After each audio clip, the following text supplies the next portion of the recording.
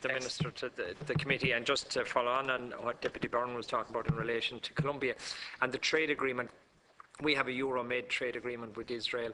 It has a human rights clause in it. It's entirely unenforceable. It doesn't have any trigger mechanisms. It doesn't have any review process, and it simply doesn't work. We know that because of the last 6 attacks in Gaza.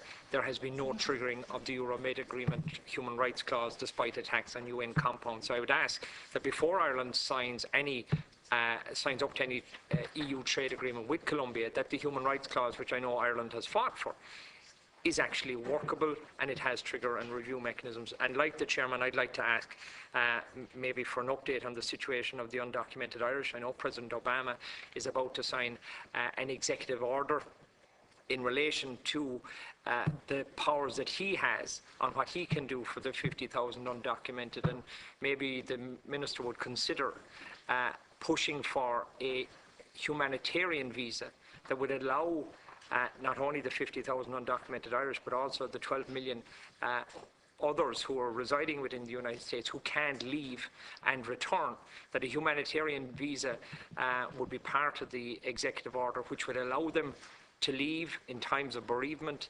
and in times of distress and their families at home, and return to the United States, and maybe that the government would push for that.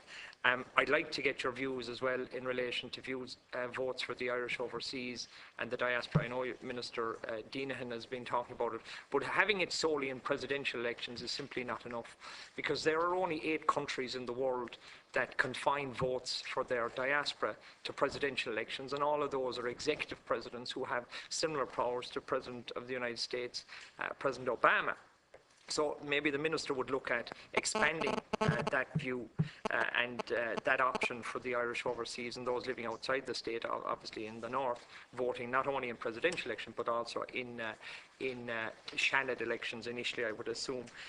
Also, just in relation to Gaza, and just briefly on the issue of our mission in Ramallah, would it be possible to upgrade that to actually an embassy and give it that status in a step towards the recognition and the Irish Embassy? So what I'd also like to do, just in relation to the North as well, I'm disappointed maybe we could at some future date with the Chairman have a joint meeting with the Good Friday Agreement Committee, because obviously I know you're very much engaged in the process there at the moment, but it is one of the biggest and longest lasting conflicts in Europe.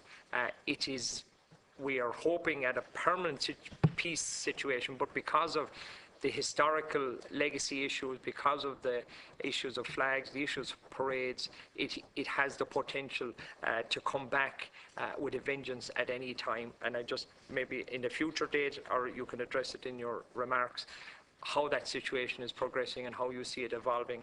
And finally, and this is, I suppose, an interesting